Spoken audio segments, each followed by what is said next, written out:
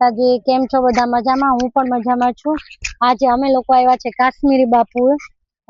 અહીંયા લગીન બાઇક પણ આવે છે ને 4 વ્હીલ પણ આવી શકે છે। અહીંયા મેદાન છે, આગળ બાઇક લઈ જવાને એલાઉડ નથી અને અહીંથી જંગલનો રસ્તો પણ ચાલુ થાય છે અને અહીંયા વન્ય પ્રાણી માટે સલાહ આપેલી છે કે કોઈ વન્યજીવને હેરાન ના કરવું કે કોઈ પક્ષીને કઈ ખાવા પણ ના આપવું, એવી બધી માહિતી લખેલી છે અને દંડ પણ આવે છે। એટલે કોઈ પણ વ્યક્તિ જાવ તો કોઈ પક્ષીને કે કોઈ જનાવર કે કોઈ પણ હોય એની છેડતી નહીં કરવાની, કોઈ વસ્તુ એને ખાવા પીવાની આપવાની નથી।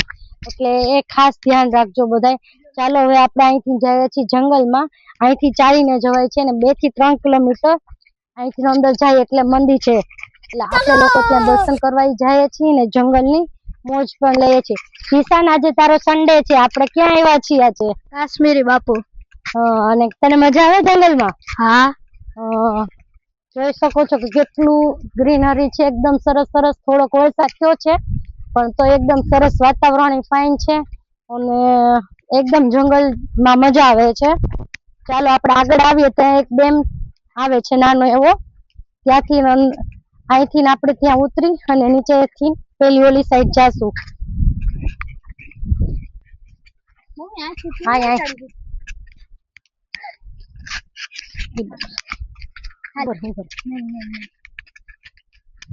અને રસ્તો છે અને આ એક શિવજીનો અને પાર્વતીજીનો બહુ જ તમે કહો ને બહુ જૂનો ફોટો છે અને એ એટલો જૂનો છે અને તે રિયલ ફોટો છે શિવજીનો અને મહાદેવનો અને પાર્વતીજીનો। તો હાલો આપણે આગળ જોઈએ કે કેટલું જંગલ છે અને જંગલની વચ્ચોવચ્ચ આવેલું છે આ કાશ્મીરી બાપુનું આશ્રમ। અને આપણે આશ્રમે આજે દર્શન કરવા જઈએ છીએ અને આજે રવિવાર હતો એટલે જીશુને સ્કૂલે રજા હોય એટલે આપણે આજે દર સન્ડે ક્યાંક ને ક્યાંક જીસરને લઈને જવાનું જોઈએ। એટલે આજે આપણે એવો વિચાર કર્યો કે આપણે આજે કાશ્મીરી બાપુએ જઈએ।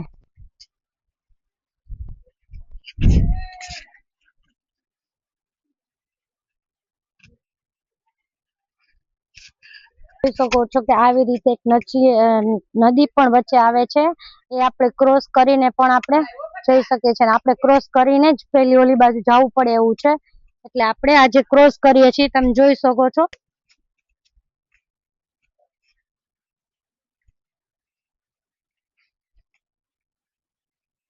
એકદમ શાંત વાતાવરણ ને એકદમ શાંતિ માહોલ કે જાણે આપણે આમ કુદરતી વાતાવરણમાં એટલી મજા આવે છે અને એટલી શાંતિ છે જંગલમાં।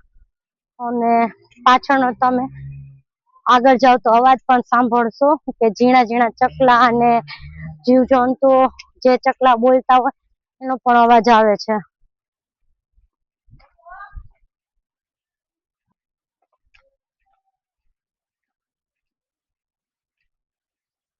અહીંયા શ્રાવણ મહિનો હમણાં ચાલુ થશે, થોડાક દિવસની વાર છે હવે શ્રાવણ મહિનામાં, પછી અહીંયા પબ્લિક બહુ આવતી હોય છે જો આ જગ્યાએ ફરવા માટે। અને સાતમ આઠમ પર તો બહુ ટ્રાફિક હોય છે અહીંયા અને માણસ એન્જોય કરવા માટે, જંગલમાં ફરવા માટે અને આ બધી પ્રકૃતિ અને આ વૃક્ષો એટલા સરસ લાગે છે અને એટલું શાંત વાતાવરણ છે।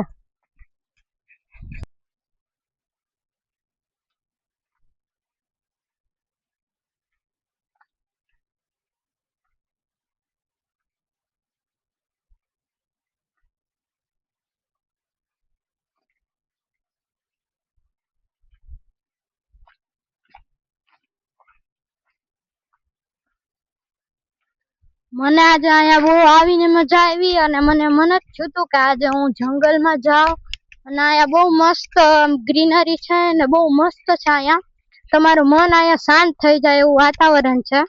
તો આગળ અમે દેખાડશું કે શિવજીનો ફોટો છે ઈ।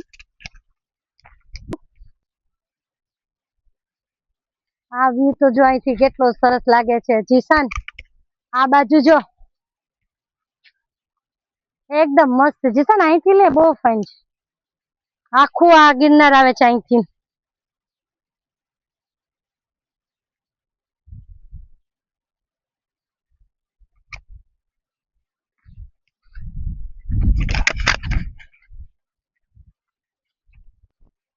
તમે રસ્તામાં ચાલીને આવો ને તો આવી રીતે પથ્થર ઉપર એરા દોરેલા હોય છે કે કઈ રસ્તે જવાનું ને કઈ રસ્તેથી જ પાછું આ રસ્તેથી જ નીકળવાનું. એટલે જે રીતે માર્ગદર્શન આપેલું છે એ જ રસ્તે જવાનું, આડા રસ્તે ક્યાંય જવાનું નથી આમાં.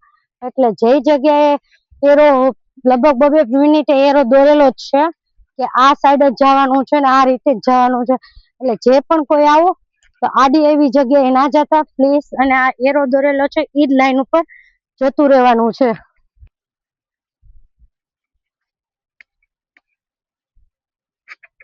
એકદમ શાંત વાતાવરણ તમે જોઈ શકો છો કે પાછળથી કેટલું સરસ અવાજ આવે છે.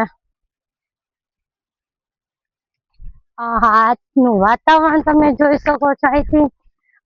કેટલો ધીમો ધીમો વરસાદ, ઠંડો ઠંડો પવન અને કુદરતી આવું હોય તો બસ મજા જ પડી જાય.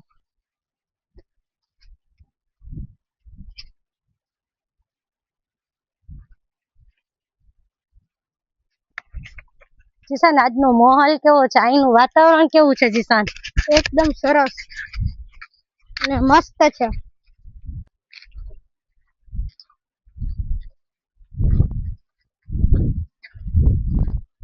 આ રીતે એક ધાર પણ આવશે, પણ નદી જ છે, પણ અત્યારે પાણી નથી એમાં. પાણી કેમ કે અહીંયા વરસાદ હજી થયો જ નથી, એટલે આ જગ્યા ઉપર પાણી નથી ભરાણું, નતર આ જગ્યા પણ પાણી હોય જ છે. અને આ વૃક્ષમાં તમે જુઓ કે કઈક અલગ જ છે. હવે ત્યાં શું હોય આપણે કઈ ખ્યાલ છે નહીં. દેખાતા તો આપણે એવું બહારથી લાગે છે કે કોઈ પક્ષીએ કઈક બનાવેલું હોય એવું લાગે છે. અને આ ધાર આવે છે આવી રીતે ચડવાનું હોય છે. 1-2 ધાર આવા આવે છે, પછી તો સીધે સીધું આયલું જ જવાનું છે.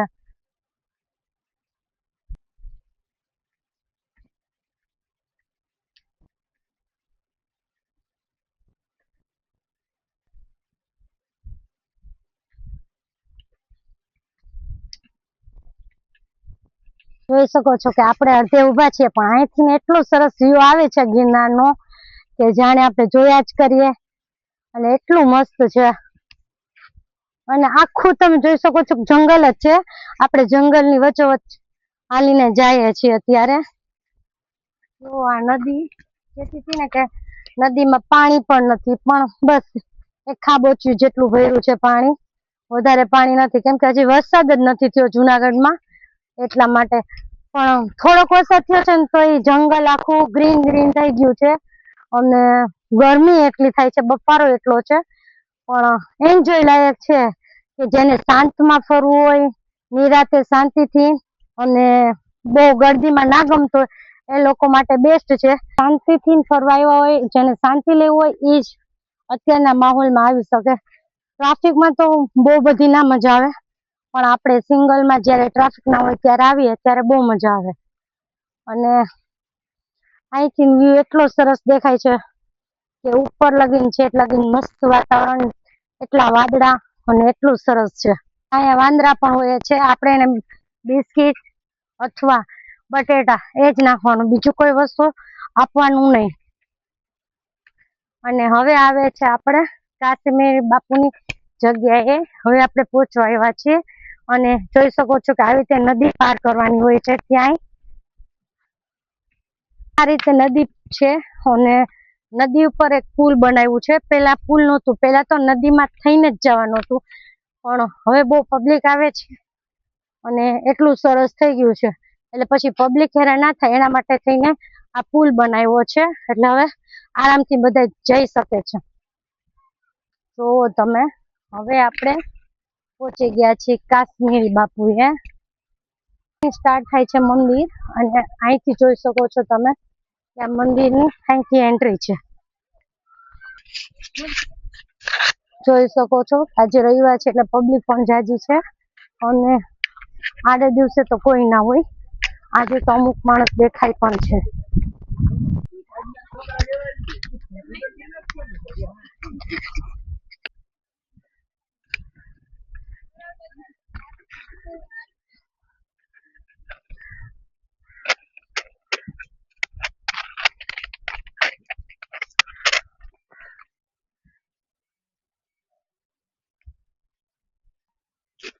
અહીંયા મંદિર છે ખોડિયાર માતાજીનું, અને અહીંયાથી અંદર કાશ્મીરી બાપુએ જવાય છે, પણ લગભગ શૂટિંગની મનાઈ છે. આપણે જોઈએ છીએ કે ક્યાં લગીન મોબાઈલ અલાઉડ કરે છે. આપણે દર્શન પણ કરી લીધા છે. અંદર મોબાઈલ અલાઉડ નહોતું દર્શન માટે, એટલે આપણે દર્શન બહારેથી જ કર્યા છે. અને વ્યૂ કંઈક આટલો સરસ આવે છે. અને અહીંની ગાડી જે હોય, જે લોકો અહીંયા પ્રસાદીમાં આપતા હોય એ લોકો માટે 4 વ્હીલ અહીંયા લગીને માલ લઈ આવે છે અને મૂકી આવે છે. અને અંદર દર્શન પણ સરસ થઈ ગયા છે. અને વાતાવરણ એકદમ વરસાદ જેવું છે, એટલે એકદમ મસ્ત લાગે એવું છે.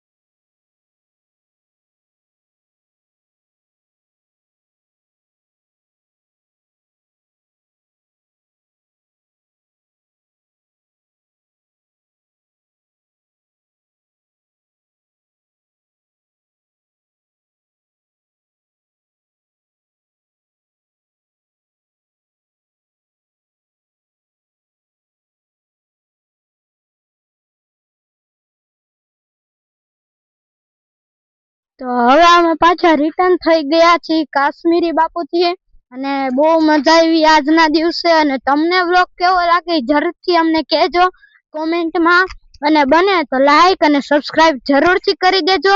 અને હજી અમે તમને આવું બધું દેખાડતા રહેશું. અને ત્યાં કાશ્મીરી બાપુની અંદર અમે તમને દેખાડી ન શક્યા, ત્યાં ફોન અલાઉડ નથી, એટલે તારા મમ્મીને પૂછીએ એને મજા આવી કે નહીં.